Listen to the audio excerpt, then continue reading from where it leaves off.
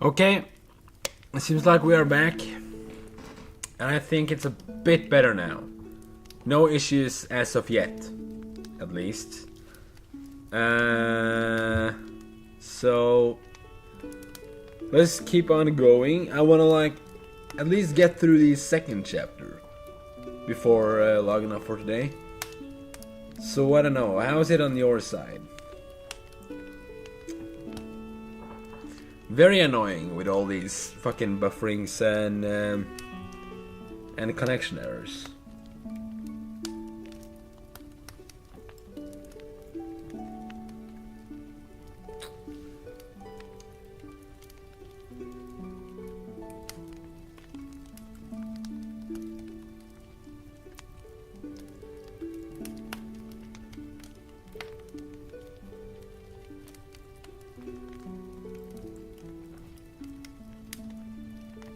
This is going well? Good. Good to know. Okay, I just waited for you guys to show up and see if everything went well. But I think this is going well. Like, I think this stream will be okay. So as long as you guys can hear me, I think we're all goody. Let's start on the top of this page again, because all of that just got annihilated. What is the last you can remember? So I can start from there. So annoying, holy moly. It's smooth enough, hopefully enough to hitch us over the end of chapter 2. Yeah, nice. I feel so too. Doesn't seem like we have at least that frequent issues. So, what is the last I can remember? I'm gonna fill my glass of Pepsi here.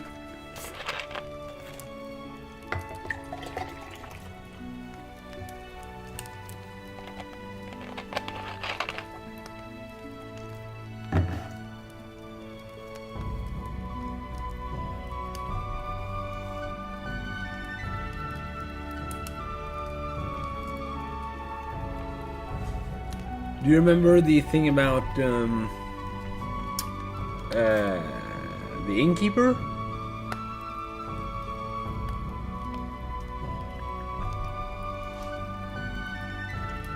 Something about Bashir not being religious and about that moon stuff, believing due to the girl's seizure.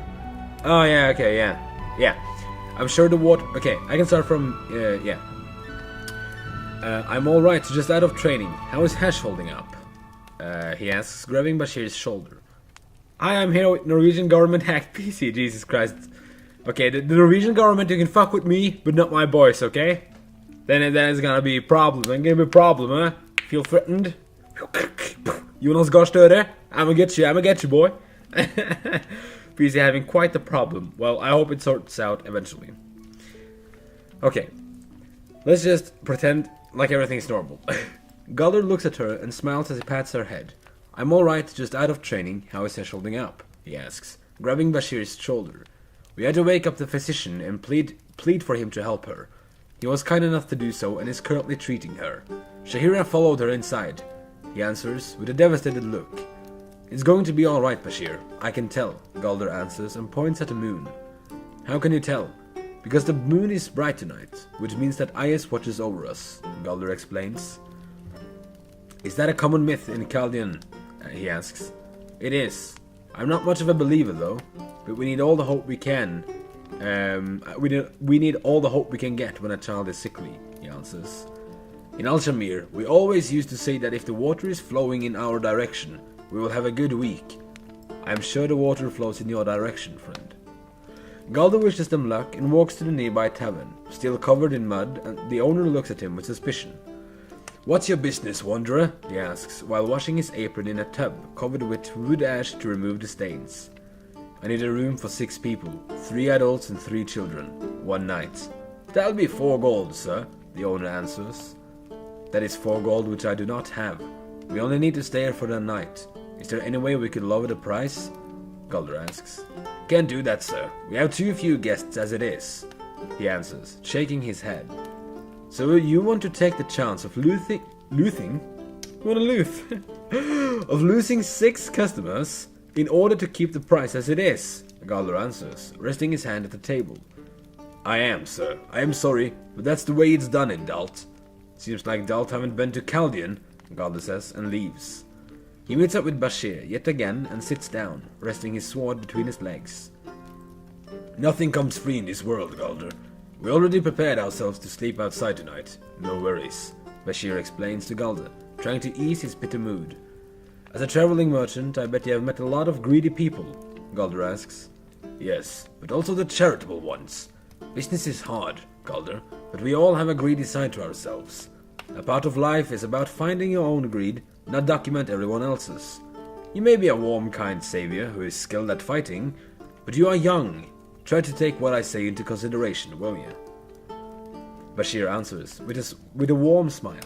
Galder rolling a nat 1 on persuasion. Yeah, dude. That was not a clear 20. Yeah. I appreciate your words, Bashir, but you are barely a decade older than me, Galder answers, returning the smile.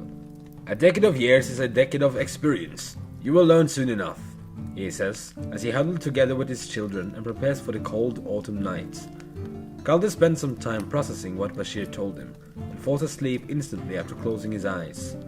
The next morning, he wakes up to Bashir, Shahira, and the children eating some fresh bread. Good morning, Bashir says, and hands him a piece of bread, which Galder groggily accepts. Bread. Indeed. I managed to haggle with one of the shopkeepers and traded with my leather belt for a large fresh bread. Have at it, Galder. You deserve the most of it, he says, handing him another piece of bread. Galder eats it slowly and feels the warmth of the newly baked bread. You have my thanks, Bashir, he says, and notice a recovering Hesh smiling at him behind Shahira. You fought well, little warrior, Galder yells and taps her nose with his finger, which makes her giggle. Well, without any caravans or wagons, I'm afraid that we need to continue this journey on foot. Are Hesh okay with that? Galder asks Bashir. She is. She has almost fully recovered. Although a bit lightheaded, I think she will be able to travel just fine. I see some issues in the... keep in mind that this is unedited, but I see some issues here and there that will eventually get solved and edited on, I hope. After finishing their meal, Galder and the family get up on their feet and starts planning ahead. They put the rest of the bread in a leather bag and Bashir carries it on his back. They move out of the gates and follows the path leading north, continuing on their way towards Gahar. The journey is rather unproblematic as the sun seemed to show up today. After traveling through the bright woods of Liemenhaum and following the road of Golden Acres leading out of the forest, they get a glimpse of a couple of strikingly tall mountaintops in the far distance. So they emerge from the bright woods of Liemenhaum and follows the road of Golden Acres, and out of the forest they see gigantic, strikingly tall mountaintops in the far distance. Remember this because this will be very important on the journey. The path of Alcatraz, Bashir shouts, pointing towards the mountaintops. I guess I'll be your proofreader, Galder. Thank you, Saint Shinobi. I really appreciate it. I think Saint Shinobi and Umpadako remembers what the path of Alcatraz is.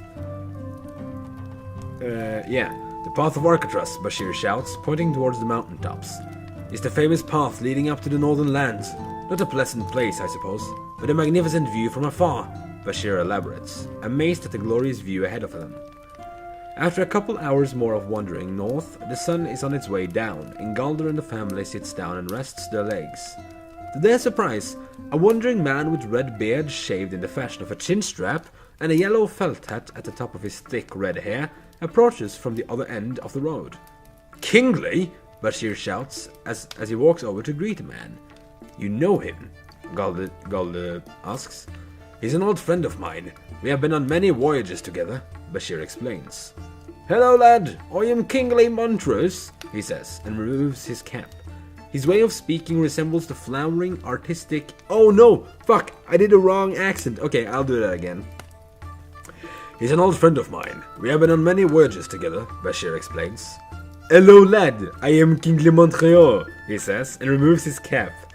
His way of speaking resembles the flowering, artistic accent found in Gabbleston, a city at the western border between the northern lands and Caldian. I'm Galder from Boltingbrook. Nice to meet you, merchant.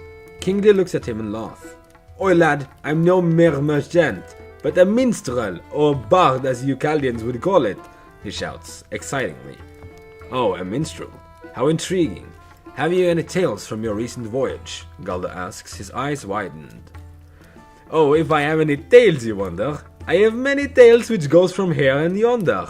They are short and long, weak and strong, some are literal, others are, well, wrong, he says, melodically while stroking his throat. I was just now leaving the gates of Gahar. It's a city neither close nor too far. It once had a proud and glorious image, but nowadays the city is shriveling up and suffering the fate of becoming a dead village. He sings, with both empathy and expressions, enforcing his unique talent towards acting. He clears his throat and proceeds to close his eyes while singing the following. Will we get a Galder singing? Will we get Galder singing? I don't know if I'm into this. I don't know if I'll pull this off. Oh my god. French! It is French! Okay, so how do you... The fabled Blue Knight, a brave fellow to his downfall. Yeah. Do you guys like Kingsley's character? Now that I read through it again, I'm actually pretty proud of the character I made. Okay. I'll not sing, but I'll kinda sing. The town of Gahar was covered by blood, once dark, the town of Gahar was covered by wood, once dark, like it was painted in blood, but now the colors are fading and lacks an expression, giving the citizens and visitors a slight hint of depression.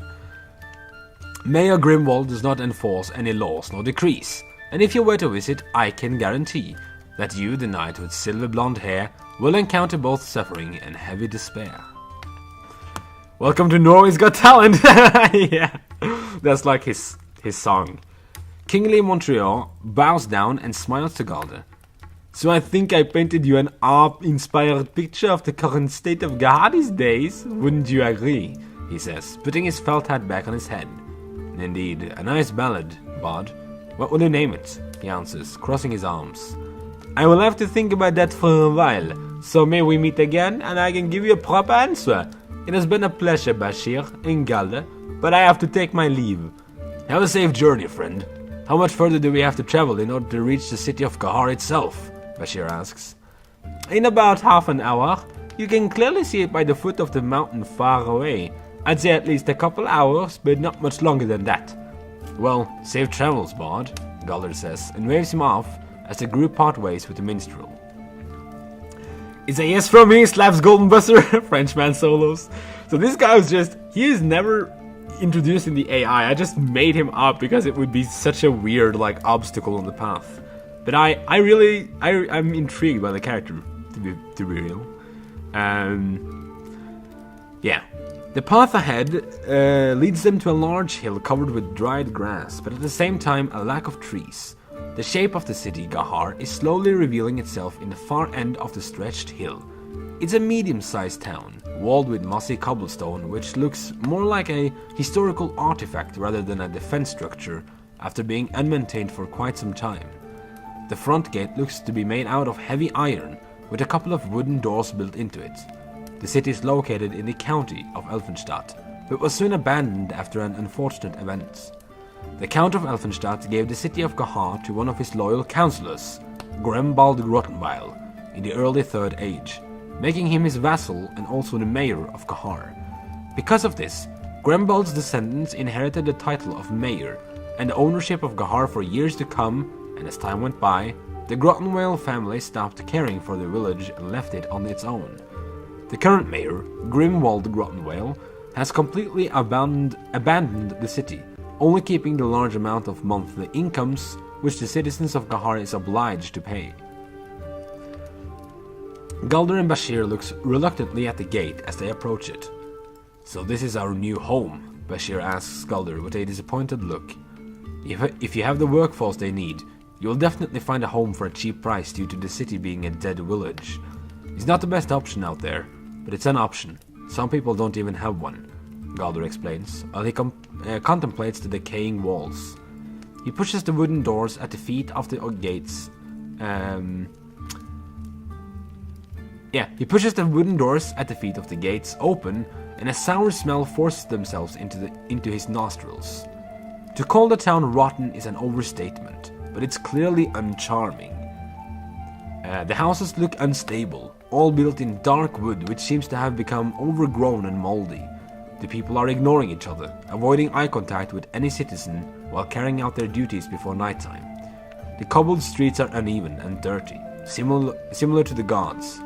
Since Grimwald has ignored the state of the city and its people, the captain of the Gahar garrison, Leeson, has taken the responsibility of watching over Gahar. The soldier, wearing the purple colors of Gahar, is patrolling the streets, drunk and unaware of the crimes happening right in front of their noses. Recording did the funny refresh thing for a sec, nothing more. Okay, nice. I'm glad it's stable. So I hope you have gotten a clear picture of what Gahar is like. Disgusting, in other words. The soldier wearing the purple colors of Gahar is patrolling the streets, drunk and unaware of the crimes happening right in front of their noses. Some of the guards are criminals themselves. No matter how hard Leeson works, nothing seems to stabilize itself. A woman wearing a long-sleeved red dress approaches Galder. Her unwashed blonde hair is tangled and her eyes are tired and sleep-deprived. "Hey, handsome, would you like some company tonight? I can show you around," she yells, leaning onto him and revealing as much cleavage as possible. Her breath reeks of alcohol as she gets closer and proceeds to grab his biceps tightly. "I'm not interested," he answers, looking away. "Come on, I can show you every corner of the city for only 1 gold. Wouldn't you enjoy a quiet evening with a lady?" she comments, smirking, with cold eyes reflecting her greedy intentions and seducing behavior. "I'm not interested," Galder yells, staring her down. She quickly backs off and spits on the ground before retreating to the dark alleyway she came from. As Galder and Bashir with his family, close to him, wanders down the main street, they witness several drunkards either fighting or passed out on the ground. Eventually they find themselves in the main square, where the main street splits up in different directions. "Well, do you think we will be able to handle the rest yourselves?" Galder asks Bashir. "We'll manage. It's a hideous town, but it can still be our home if we try hard enough," he answers, forcing a smile. Galder squats down and looks at Hesh and Philia. "You will be alright. Your dad is a strong man. And remember that if you ever get scared, fight them like they are the ugliest gravedigger you have ever seen," he says, with his hands on their shoulders. "I should get going. I have someone I need to find here in Gahar." "Where do you plan on searching?" Bashir asks. "I reckon that this is the place to ask questions." I reckon that is the best place to ask questions," he answers, and points towards the inn to the right. "I see. Good luck on your search, my friend. We are forever grateful for what you did to us. We only have a few coins of gold, which we need to start our new life with. But here, you deserve a share," Bashir says, and hands him 3 gold coins.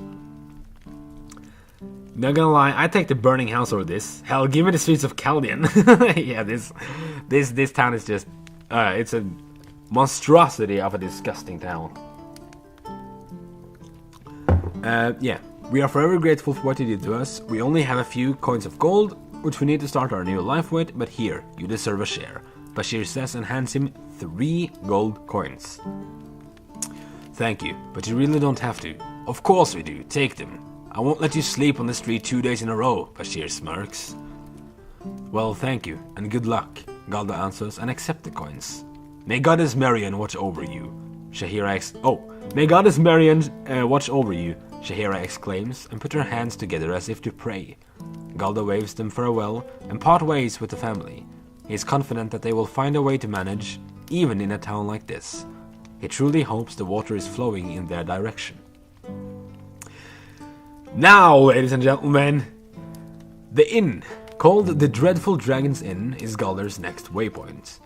He walks across the street, trying his best to avoid all the dirty stains engulfing the cobblestones. He opens the door and is met with an unpleasant smell of old alcohol and dripping wax coming from the melting candles. The innkeeper looks more like a butcher than an owner. His apron contains more stains than leather, and the same goes for the counter. There is no one inside, which is strange, thinking of how this town looks like it values alcohol more than anything. "Few guests today?" Galder asks, sitting down at a table. "Nay, you passed them on your way here. the innkeeper answers with his deep voice. Galder ponders the task ahead. He pulls up the wanted poster from his leather satchel and examines the details to see if there are any noteworthy information he might have missed. Garrod, last spotted in Gahar, he thinks to himself. Asking someone is the first task ahead, but who and where to ask is a task in itself, considering how this town is the definition of distrusting. The doors are carefully opened, and in comes a gangly man with a pointed chin, a skinny neck, and twigs for legs. He stumbles a bit as he walks and falls into a chair. He wears a faded blue tunic with a few stains that could either be food or drink. His pants are of tan leather, layered with even more stains than his tunic. His cleanest piece of clothing is his faded red cap, which loosely rests on top of his head. He looks innocent enough to just maybe be the right person to ask for Garrod's whereabouts. He needs to start somewhere, and this innocent man may know nothing at all, but it's worth a try. Galder gets up and walks towards the man. He startles and jumps in his chair when his eyes meet Galder's. "Excuse me, I didn't mean to startle you, but do you by any chance know of a man called Garrod?" Galder asks in his friendliest tone. He looks at Galder, obviously very confused. "Yes, I believe I've heard the name. Should I know him?" he answers in a typical Gaharian dialect. "I don't know. The only thing that really matters is where I can find him. Do you know anything of his whereabouts? Or maybe some of his family or friends I can ask for further information?" Galder asks, narrowing his eyes. "My baby boy, it's Hans. Yeah, it's the man himself. I know nothing of his family, nor friends, or if he has any at all. But he was here a few weeks ago. I swear on Ius," he answers, seemingly calmed down. "Old Groggin told me he was heading north, but that's only speculations. His house has been standing empty since I last saw him, though. That I know," he elaborates. "Great, that is very useful information. Sorry, what's your name?" "Hans." "Thank you, Hans. So he has been away for about 2 weeks now and are headed north. My geography is pretty rusty. Where would you end up after 2 weeks of heading north?" Galder asks, scratching his stubbled chin. "I don't know, maybe he's heading for Milne.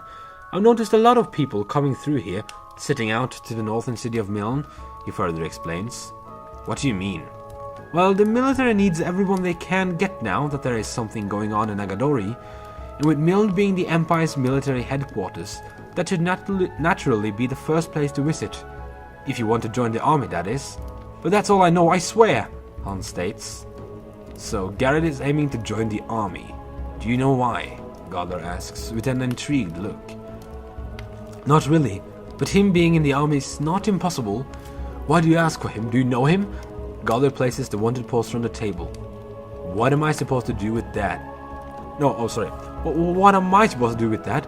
Hans asks. "Read it." I can't read," he answers, embarrassed. "I see. It says, Garrod, on the run from the Empire, last seen in Gahar, wanted for questioning." "Are you working for the Emperor?" Hans's eyes widen. "Not anymore. More like a bounty hunter. If what you're telling me is the truth, my first priority should be to get to Milne as fast as possible, before he gets further away from my reach." "But why Milne?" Galder asks with an empty look. He gets up and heads for the door. Before he opens it, he pauses. His eyes look back at the insecure, soon-to-be drunk Hans. The way to Milne is unknown to Galder, shrouded in mystery. He never got to visit it back in his days as a warden, so that part of Kedar is not familiar to him at all. "Hans, what do you do here in Gahar exactly?" he asks, before leaving the inn. "I would like Hans to marry me." He's so shy. I love it. "I am a guard." "What ranks?" "Wall garrison, the lowest one. I got demoted by Captain Leeson after drinking on duty." He looks down at the floor with embarrassment. His wretched stature and need for alcohol seem to hurt him within. He is clearly not content with the state of neither Gahar nor himself. "Listen, I've never been to Milne, and if we were Garrod, then following the highway would be too obvious and blow our cover, right? What if Garrod used an alternate path? A path that no regular merchant would dare to travel, Galder theorized. That sounds like the path of Alcatraz. It's a famous route to Milne, but after years of overgrown woods and wildlife, it's no road for a simple man anymore, Hans explains. Exactly. The path of Alcatraz. Do you know how to navigate it? Galder asks, and returns to his seat. Sort of, but it's illegal to use the path of Alcatraz now. The authorities have demanded that no one shall use it to lower the risk of attracting trolls and giants to the nearby towns, he elaborates. Well, if I were wanted, I'd definitely choose the path that remained hidden from society. I need someone to help me walk the path of Alcatraz, Hans. His eyes widen and he raises his shoulders. What are you insinuating? I won't help you break the law. Then we will just become another garage and bounty hunters will search after us as well, he says and looks away. Not a single soul in that wilderness, you said yourself. And if we pull this off, I will give you half the bounty. You could earn yourself a big amount of cash, at least 50 gold, Galder says, trying to win him over. I won't risk prison for a couple of gold. It's not worth it. I apologize, but I have a wall to maintain and duties to fulfill, Hans says. Hans, I won't meddle with your private affairs and business, but drinking your life away and maintaining a slowly disintegrating wall to earn a couple lousy coins isn't going to do yourself a favor. Your respect for the law is noble, and I admire that. But is this what you really wish? Do you want to be remembered as Hans the drunkard who always drank away his spare time in this foul tavern? Or do you want to help me find this wanted criminal and do justice? The choice is yours, but I need to find myself a guide, be that you or anyone else, Galder explains before turning away from Hans and approach the innkeeper. As he walks towards the counter, a silhouette of a shadow is seen outside the window next to Hans. He narrows his eyes and the shadow sprints away into the dark streets. A cheap room, please, Galder requests and pulls up one of the gold coins that belong to Bashir. Before retiring to his room, he gives Hans a determined look. You know where to find me, he comments, and walks up the creaking stairs as his footsteps rings throughout the inn. Whew! That was a long and tiresome fucking page. What do you think? Hans's interaction? Is it good? Is it valid? I'm gonna just straighten out my neck. I'm getting a bit tired. Because I'm like looking in one direction all the time. Okay. The next morning, Galder wakes up with a terrible ache in his back. The bed was terrible to say the least, and his neck is as stiff as his sword. He moves his head from side to side, grunting and loosening his muscles. He washes his face and hair with the lukewarm water from the tub next to the bed. The encounter with the mages in Ferengarn Forest left a big mark on his leather armor, in the form of mud and dirt. He sits down at the bed and scrubs the mud stains off of his dark leather boots and cuirass before putting them on. He looks outside and notices the heavy rain pouring, making the town of Kahar look even more desolate and colorless than before. I feel that Hans's alignment is still neutral, as I believe he's sticking so close to the law as it's out of desire to not end up in anyone's line of fire, not his morality. Wait, I feel that Hans's alignment is still neutral, as I believe he's sticking so close to the law, and it's out of desire to not end up in anyone's line of fire, not his morality. Yeah, I see your point, man. And I hope that I guess I'm late. Hey, Hanja, nice to see ya. We are having a reading session, so hop on. I feel like this gives like Hans's character a bit more depth and a bit more. It explains him a bit better, maybe. So I hope it's a nice change. Let's continue. He sits down at the bed and scrubs the mud stains off of his dark leather boots and cuirass before putting them back on. He looks outside and notices the heavy rain pouring outside, making the town of Kahar look even more desolate and colorless than before. He breathes out, puts his sword on his back, and leaves the room. As he walks down the stairs leading into the main hall, he immediately notices the faded red cap from yesterday. It's Hans, once again sitting loosely on a chair with a tankard in his right hand. Galder gives him a look of disappointment. Have you considered my offer from yesterday? He asks. I have, and the answer remains... The same, he mutters, swinging back and forth. The sound was like a hitting sound. Hey, I'm back. Hey, man. I don't think Hanja is aware of Galder's story at all. No. It's a large tale, and we read through the first chapter, and we're on chapter 2. So, feel free to go back if you want to hear everything, or just hop in now. But we are Galder, a guy with a quest to find a man named Garrett. And yeah, that's a very, very short summary. Yeah. Galder brings forth him a single gold coin and stares harshly at him. If you desire to drink away your life like this, I suggest you should take another one and really commit to it. Here, it's on me. Good luck, poor fellow, he says, and smashes the coin to the table, waking him up. He leaves the inn, shutting the door behind him. And this is I feel this is Galder's way of telling him that what you're doing now is wrong. This is not the right way to live a life. And he smashes the coin down to say deal with your own life. I'll rather pay for your last drink instead of just seeing you be a poor guy alone, you know. I feel like you get the symbolism here. Welcome to the Not Aware of the Galder Story Club, Hanja. Yeah, but I'm glad you guys are introduced to the story as well, and I hope you're having fun, and that I keep you entertained and interested. And I really appreciate that you guys are here, even though it's just an audiobook reading stream. Very glad that you're here, and hope you're having a good time. So thank you. Yeah. He leaves the inn, shutting the door behind him. The air is moist and calm, blowing at his wet hair. He looks around and takes a step away from the entrance, but suddenly a hand grabs his arm and pulls him into the alleyway beside the inn. It's the hand of a woman.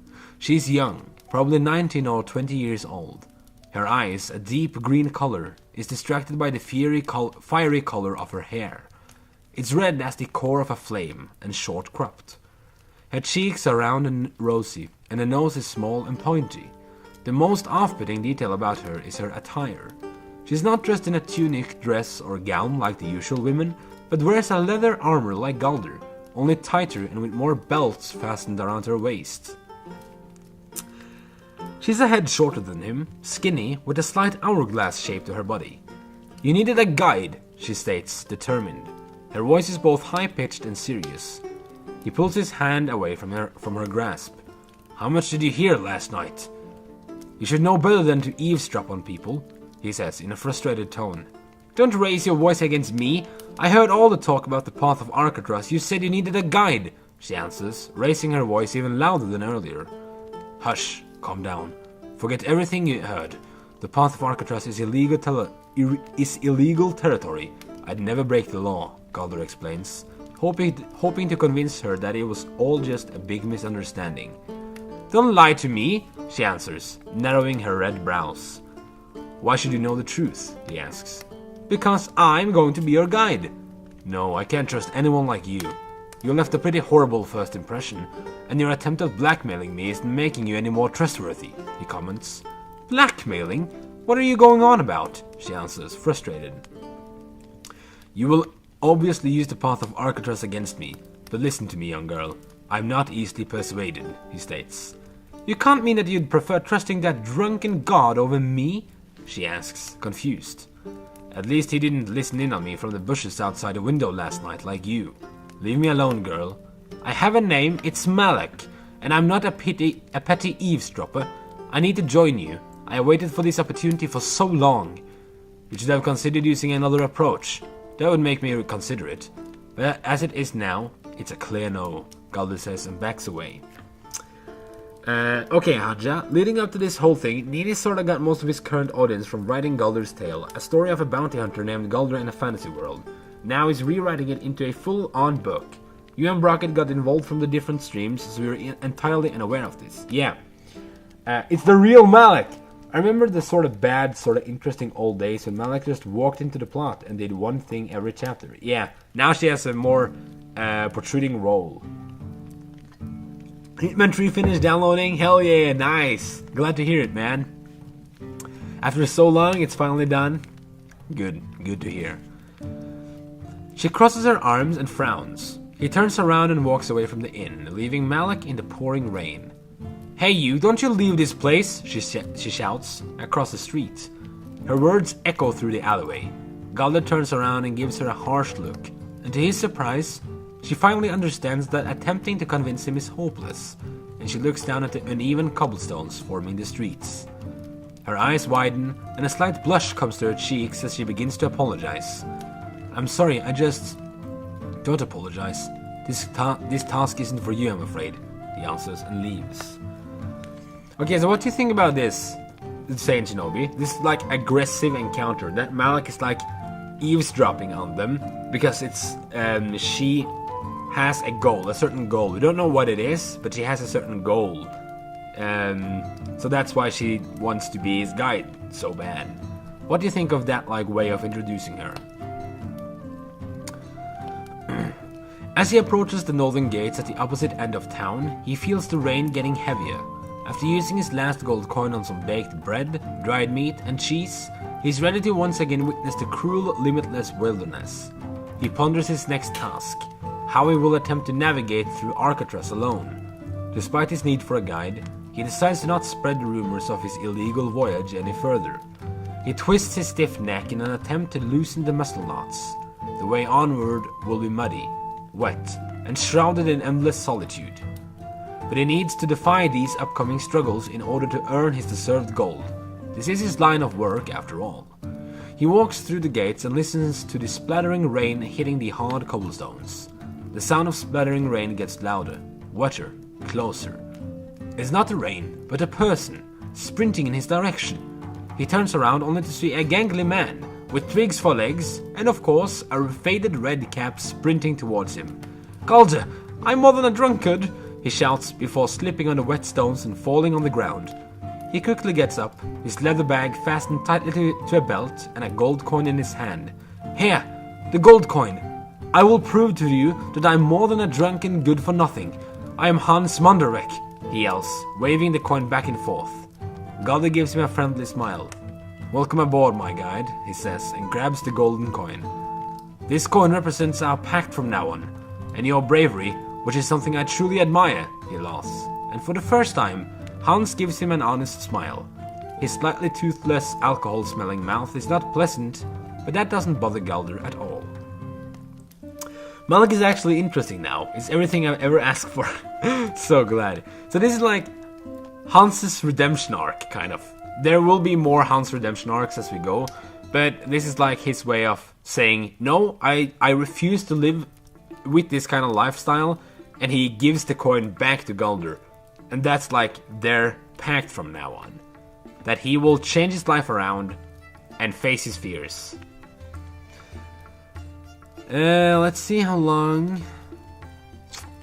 Okay, it's not too much left of the chapter, but I'm just gonna go and get some food real quick, if that's okay. So a small break, and I'll be right back.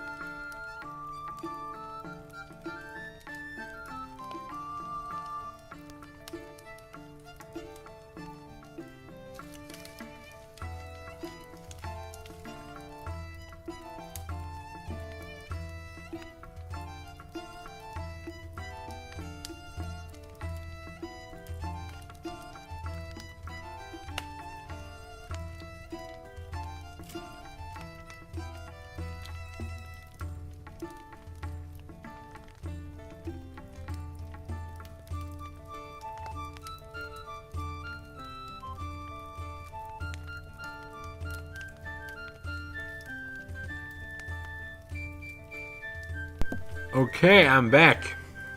Just had to get some food and yeah, let's go. There's not too much of chapter 2 left, so I think we'll get through this today. Okay. The two of them sets out north for the path of Alcatraz, which is located between the swamp and mountains at the border of the northern lands. It will take them a while getting there, but it's certainly possible. The rain turns the usually dry earth into soggy mud. The leafless trees are crackling in the forceful, bitter wind. The harsh weather conditions decrease their movement speed considerably. They eventually manage to reach the forest north for Gahar. It's infested with tall, dark trees, which towers over the two adventurers. The shadows coming from the dark trees quickly engulfs their vision, and sounds from wildlife in the form of distant growls and howling penetrates the silence.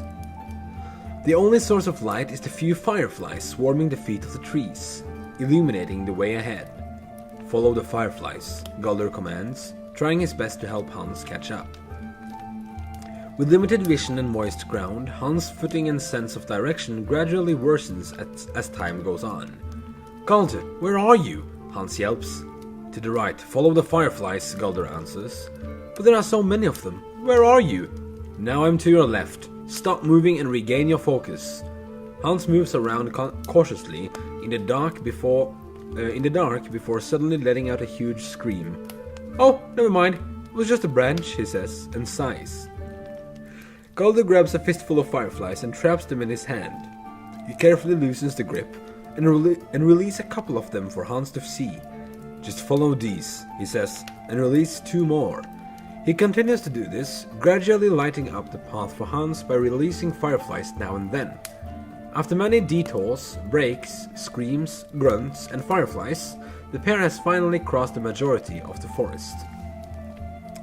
We'll reach a clearing now, Hans assures, while Galder releases the remaining fireflies into the air. The trees decrease in numbers due to the altitude, and their path leads up to the mountain range. This range is the way to Alcatraz. We're on the right path, Hans says, with confidence. The two men sit down by the edge of the forest and rest their legs before venturing up the steep mountain pass. Hans collects sticks and branches, while Galder, by using his sword, creates tiny sparks by scraping it into a flint. The pile of wet wood is eventually, after some struggling, set on fire and lights up like a beacon in the darkness of the forest landscape. Hans giving Galder grief. When do you think we'll get there? Galder asks and throws a new log onto the campfire. Next month at least. It'll take us about a week to get through some of the more dangerous territory. After that we should be safe, Hans says and massages his sore feet. A month, Galder confirms. He leans back into a rock and looks up at the moonlight. Where are you from?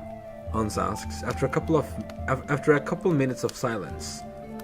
Bolingbroke, he answers firmly. I've never been there, Hans comments. It's a quiet town, peaceful town. Can't complain. I hope Gahar didn't scare you. He's a little rough around the edges, but it's still a home. Don't worry, it didn't scare me. The prostitute who welcomed me was delightful, I really felt at home. Galder sarcastically comments and smirks. Hans can't help himself and bursts into laughter. Galder, after absorbing his laughter attack for a while, also begins to chuckle. What's your story? Galder asks as he breaks off a piece of bread and throws it towards Hans. He fails to catch it, but picks it up and eats it anyway. I'm the son of a farmer, grew up with many siblings and low income. My father sold 3 cows to be able to pay for my military education, and so I became a guard, he explains, his smile vanishing from his face. Do you enjoy your life as a guard? I do. Well, he stutters, before sighing deeply. I never wanted a military education, but 3 cows are a lot, and he begins, but Galder interrupts him. It's okay, Hans, you don't need to explain, he says, trying his best to ease Hans' discomfort. What's your story, Galder? He asks, taking another bite of the dirty piece of bread. My father was a blacksmith back in Bolingbroke. I also joined the military and became a warden. A warden? Hans yells. Yes. The Royal Guard was the next promotion, but I didn't enjoy it. Working for the Emperor was a bore, and I'm glad I quit, he explains, drinking from his leather gourd. What about your family? Any siblings? Yes, an older brother. He was slow to mind. I never understood his intentions as a child. I haven't seen him in years, though. They never explained why, but he was banished from Chaldean. My parents didn't take it lightly. He was only 17 at the time. I can't even remember his face. Galder explains and eats the last piece of bread. The conversation takes many turns as they switch from topic to topic, talking about women, weapons, and strong alcohol. Hans begins shaking. I could really need a drink right now. Galder narrows his eyes. You're doing good. Try not to think about it and let it be. It'll pass eventually, he says, and gets lost in thought. I met a strange woman earlier. She called herself Melek, said she wanted to be my guide. I turned her down, though. She seemed too young, too impulsive. Oh, Karof's daughter. She's a bit secluded and hot-headed. Always wandering around town looking for pilgrims or whatnot. What she doesn't seem to understand, though, is that no pilgrim sets their foot in Gahar, so why even bother, he explains. Who's Karof? He's an astronomer, somewhat famous in Gahar. He does a lot of research on the movement of celestial objects, that sort of things. I see. Well, that sentence made me sleepy, Hans yawns. I'll take the first watch. Get some sleep, my friend, Galder says, and looks into the dark abyss surrounding them. The sound of wildlife rustles from within the abyssal forest, but the campfire will hopefully keep them safe for the night being. I got a very Lord of the Rings vibe from the character writing and comedy, which is just about the biggest compliment I can give. Wow. Legit, man? That really that means a lot. Because, you know, Tolkien is definitely my role model in writing. And I read The Hobbit as a kid and moved on to watch the Lord of the Rings movies growing up. I also tried to read the book. I got to Elrond's Council and then I dropped off. But that, I love his way of making a world and stuff. So thank you very much for saying that. That means a lot. Hans got a fitting backstory. His failure makes sense as to why he's so disappointed in himself, as his father put in so much effort for a useless investment. Yeah, you got it immediately. Nice. I love seeing that you understood Hans's psychology. Like, it's not complicated, but I feel like it's relatable if you look deep enough. Did the Norwegian man just mutter the words astronomer and celestial bodies just now? He fucking did. Norwegian guy muttering complicated words. And astronomer and celestial bodies, that's also your language, man. The science guy. The rocket scientist. I'm so glad that we all have so many like different interests and stuff. It's so cozy here. I'm comfy. Hey, Kayan, so nice to see ya. Wow, how are you doing? Good to know that you're comfy. You have summoned me and my love of space. Okay, should we continue? Okay. The night sky is swiftly replaced by the grey shade of autumn as the two men start to climb the rocky terrain. They climb the large boulders and ascend to a large peak at the top of the mountain. They walk to the edge and watch the horizon closely. Gonna fall asleep to this because of the coziness, not because I'm bored. That's such a nice compliment. Thank you. You all are so supportive of this. That really warms my heart. Thank you very much. Gonna fall asleep to this, man. That's a big compliment to someone who's streaming. And then they know they do a good job. The mountaintops of the northern lands are closer than before, acting like a large barrier protecting the snow-covered land of the several northern kingdoms. As Hans glances at the mountains, Galder looks down at the steep downhill, which will lead you further into the swamp. A strange smell infests his nose. It leaves him puzzled at first, but then he recognizes it. It's a smell of dragon urine. It's very sour and strong, and Hans begins to notice it as well.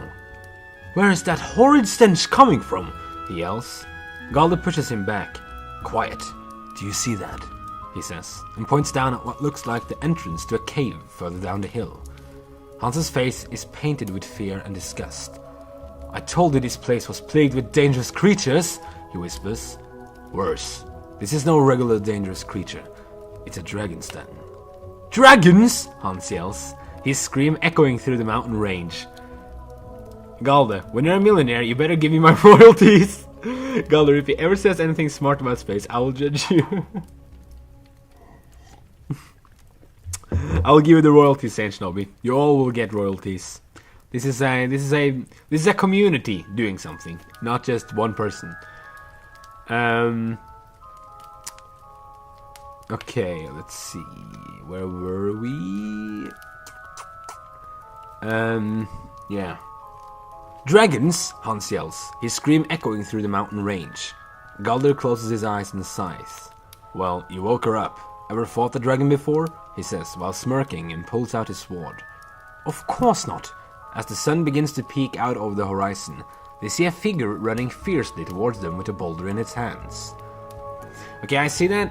There are some buffering in the stream, but I hope everyone is still here and all good.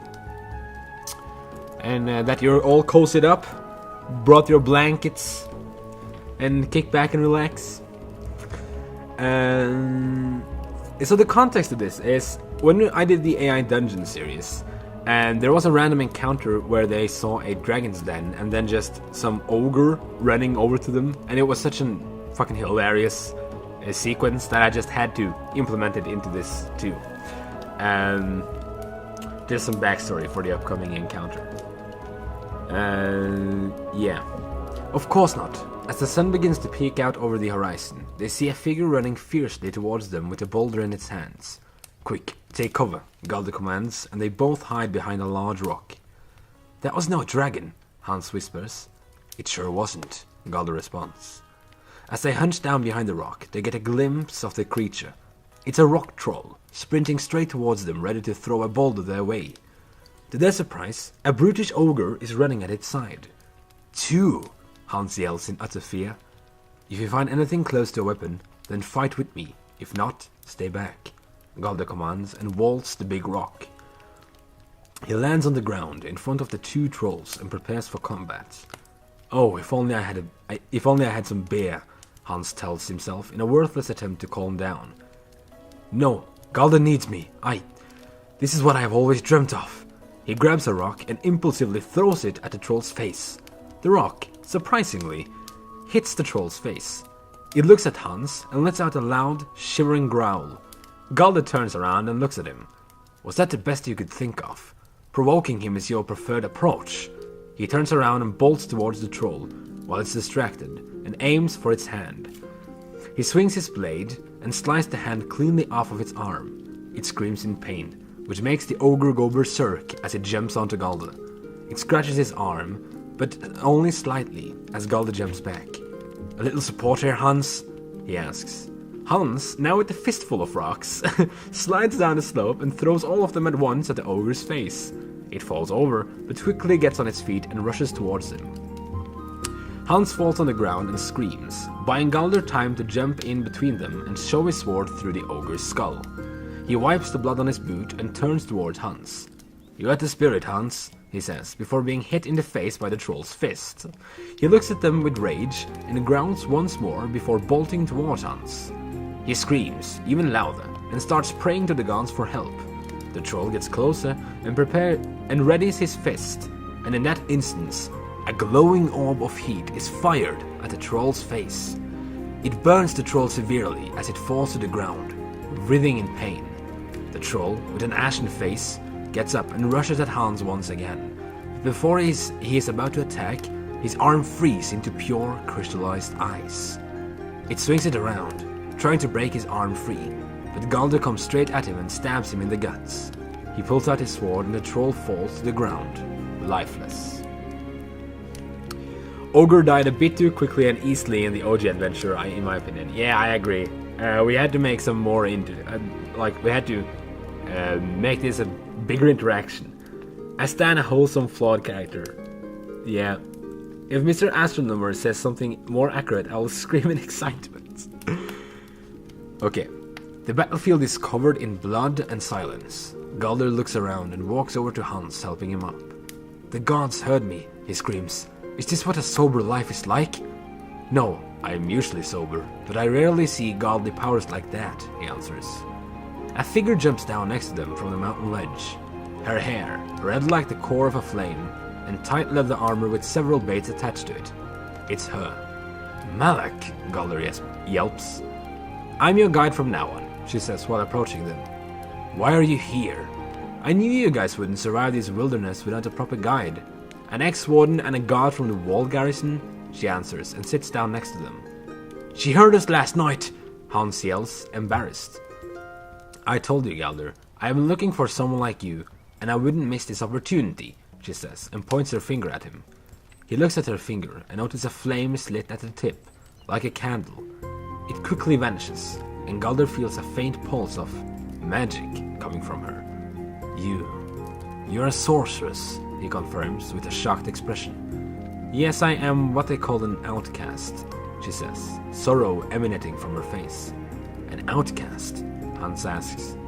Outcasts are born with the blessing of being able to wield magic without learning it in school. They're also called unscholared mages. Do you accept me as your guide? You still want to find Garrett, right? She queries. It seems like you won't stop following us, so I don't see why not. But I won't be your personal guardian. You need to be able to take care of yourself, which I doubt you have a problem with after what we just witnessed, Galder explains. Shall we leave? You were headed for Alcatraz, correct? She asks Galder, who continues to wipe the blood off of his blade. Correct. To do so, we need to cross the bridge of Siltaya in order to reach the swamp. You really know a lot about this area. Well, I've always been eager to explore my surroundings. The three of them get up and follow the path leading down from the peak and into the highlands. That's the end of chapter 2. The good old rock strategy. Nothing more effective, no man. The fucking rock strategy became a meme, so I had to implement it into the story. It was too good of a meme to just ignore. Yeah. Hope it weren't too full of issues. Hope you enjoyed chapter 2. I'm actually kind of hyped to just jump into chapter 3 too. But I feel that I'm tired. I can feel it, and I can't formulate myself good because I'm tired. So maybe I should just turn off for the day. This is real good background noise for a final boss. Yeah. Could you imagine Gwyn fighting Gwyn to this theme? It slaps. Okay. Do you remember the Bridge of Siltire, Sane Shinobi? That is where they meet our good boy Edgar. And Edgar, I just have to say, Edgar is much better in this story than in the AID adventure, in my opinion. So I'm looking forward to that. There's a lot of... Sorry, that was a burp, holy fuck. I was writing a Dragon Ball adventure as we did this. Character went Super Saiyan after 2,200 actions of training and a devastating final battle. Oh wow, that's hype. Nice. Okay, well, do you guys want me to continue? If you have the time, if you're not too tired. Where we fought Edgar? Yeah, Bridge of Siltire. Edgar, man, what a guy, what a Chad. Okay, you know what, I'll just continue a bit longer, and we'll stop when we feel so. Just let me know when you are tired and we can turn off for the day. Chapter 3, A Nightmarish Swamp. The withered grass of the northern highlands is blowing in the moist wind. The rain has stopped, but the wetness still remains in the colorless grass straws covering the undulating highlands. Galder and Hans, with their new guide Malak, swiftly moves across the pathless plains without much resistance. It's a desolate part of the northern lands, without any civilizations, towns, or inns. They are surrounded by grass, valleys, and a couple trees. Nothing noteworthy except for the gorgeous view next to them, leading out into the wide sea. Do you see that? Galder asks, pointing at the large sea. The ocean, Hans answers. No, the island even further beyond. He points harder, and Hans narrows his eyes as Malak approaches the two of them. I think it's the Isles of Sorrow, Galder observes. Might be. I don't know what lies ahead, but we are certainly getting somewhere, Malak states, and looks at the big waves, pushing themselves at the cliffside beneath them. The Isles of Sorrow, Hans ponders. They make their way towards the hilltop and scour the area, What is that? Malak asks, and looks at a structure in the obscure distance. It's the swamp, Galder remarks. No, to the left, prior to the swamp. Galder suddenly noticed the structure as well. It's too difficult to make out what it is, but it's definitely tall.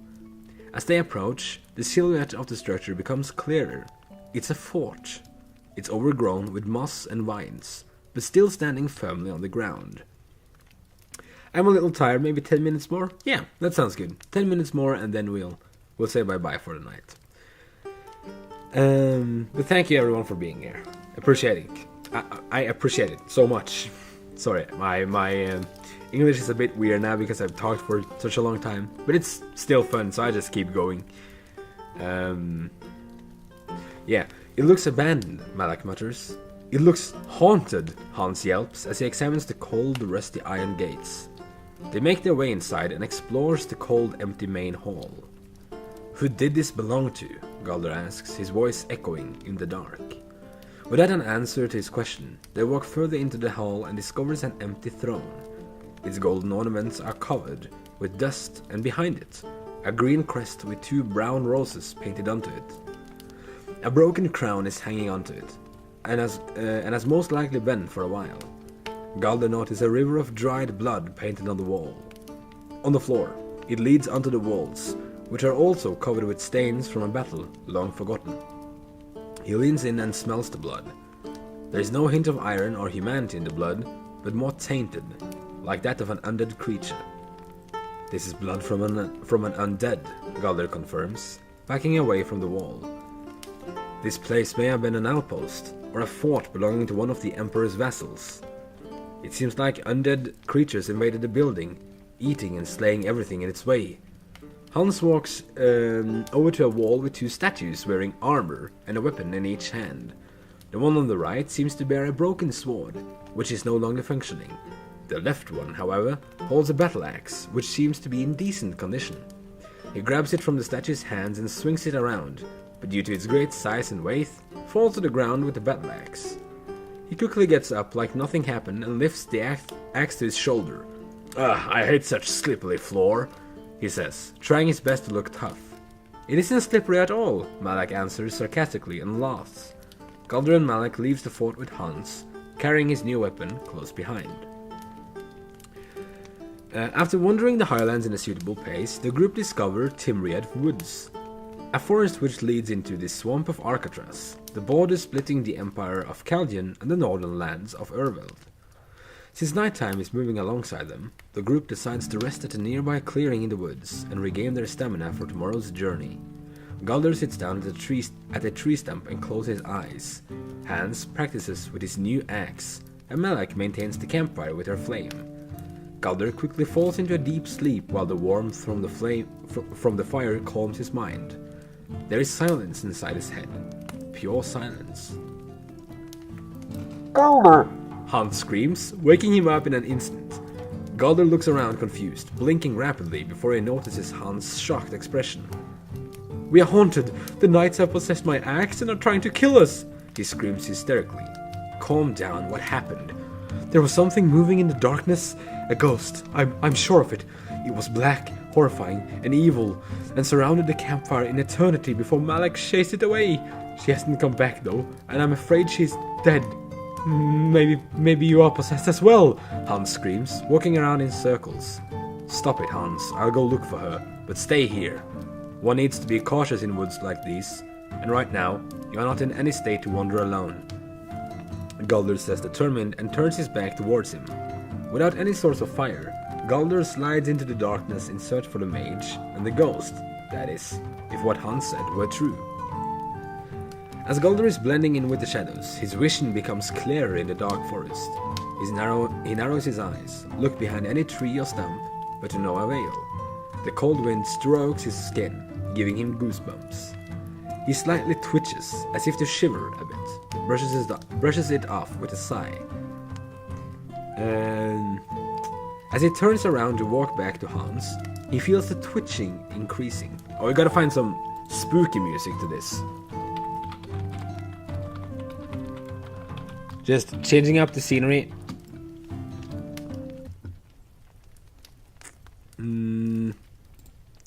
this won't like crash my net or something. Okay. Is this good? Yeah. Okay.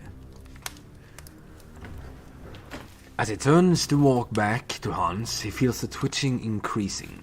His eye socket is vibrating, and his neck is shivering uncontrollably. His legs feel like bread dough, slow and moist. Focus turns into panic, and he falls to the ground. A skeletal, flesh-deprived hand grabs his arm, burying its fingers into his skin. He looks up and sees the face of an undead. This one has been dead for years. It's frightening, staring at him with dark, empty holes where its eyes have once been. A wraith, Galder grunts, and pulls back his arm. He grabs a nearby branch and slowly pulls himself up, while the wraith examines him. He pulls out his sword carefully. He analyzes the creature as he slowly unsheathes his sword. Wraiths are unique creatures. They are usually the spirit of a cruel or evil being who inhabits certain areas. Their body is that of a legless, levitating skeleton, with remnants of clothes attached to them as they glide above the ground. They are very hard to get rid of, but easy to avoid. When they approach their prey, they release a poisonous aura which gives their victims either a sense of panic or symptoms of a disease. One's sudden movements and reactions will create enough sound and odor for the wraith to know where its target is hiding. Despite their strong sense of smelling and hearing, their lack of vision due to not having eyes, which makes it harder for them to locate their prey. Okay, now I see a spelling error. This sentence makes no sense. Okay, despite their strong sense of smelling and hearing, they lack the vision needed to locate their prey, I guess. However, if someone were to encounter a wraith, the best advice would be to move very quietly in order to make the wraith lose track of its prey and eventually fade away. So wraiths are like undead, very, very old undead creatures who are just like levitating skeletons without legs and with remnants of clothes attached to it. And they don't have eyes, but they smell and hear very clearly.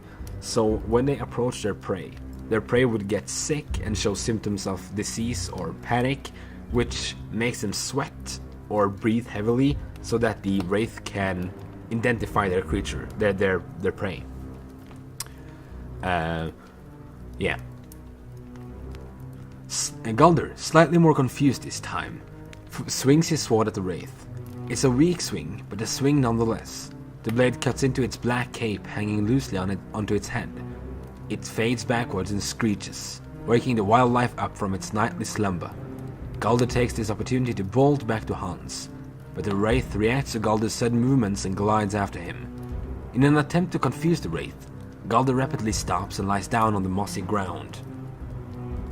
The wraith approaches him and sniffs the air, its head right above Galder's, and aware of its surroundings. Galder covers his mouth and slowly breathes through his nose. He can feel the warm aura coming from the wraith, and a sudden need to vomit. The wraith looks to the right, then to the left, before retreating back to the shadows of the forest. After getting up and vomiting in a nearby bush, Galder stumbles back to camp and meet Hans. His expression shows relief, and behind him is Malak herself. "Galder!" Hans yells, sprinting towards him. "Greetings," Galder responds, sitting down on the same tree stump from before. "What happened to you?" Malak asks. "I found it. We need to move. We can't stay here any longer," Galder confirms. "You found what?" Malak asks yet again. "The wraith, of course. The one you chased away." "A wraith!" Malak and Hans yells at the same time. "Keep it down," he whispers, waving with his hands. "What do you mean you saw a wraith?" "I did. Didn't you see it too?" "I saw a deer, but it ran away. I think you would have heard me if I encountered a wraith. How are you?" "I've been better, but as I said, we must move. Wraiths are dangerous creatures. They are nearly unkillable and always hunting for new prey. That's why we need to move," Galder states, determined. And with that, the group grabs their equipment and head further into the woods, still accompanied by the shining moonlight. That's a perfect place to end today's stream, I feel. Whew, skeletons, I don't think I will be able to sleep tonight. Oh, the wraith is coming, man. No, it's all good. I'll protect you from the wraith. I'll kill it with my fists. With my intimidating stare. This is my intimidating stare. Damn, Hans never seen a black ghost before. Holy shit, the ranking up the Metal Gear. Whoa. Edgar versus Krayler. Oh my god, that would be a hype fight, man. Well, I'm tired as fuck. I hope you guys really enjoyed this though. This was a nice session. It was very, very fun to read this to you and hearing your feedback. And everyone who's joined, thank you so much. I hope you all had a pleasant evening. Let's turn off that fucking spooky music. It doesn't make any sense now. And the fireplace. Oh, suddenly turned quiet. Well, I hope you all have had a great session, a great evening. And because of the delay, I'll let the stream go a bit after I leave. But thank you so much for staying here, and have a good night, my friends. Bye bye.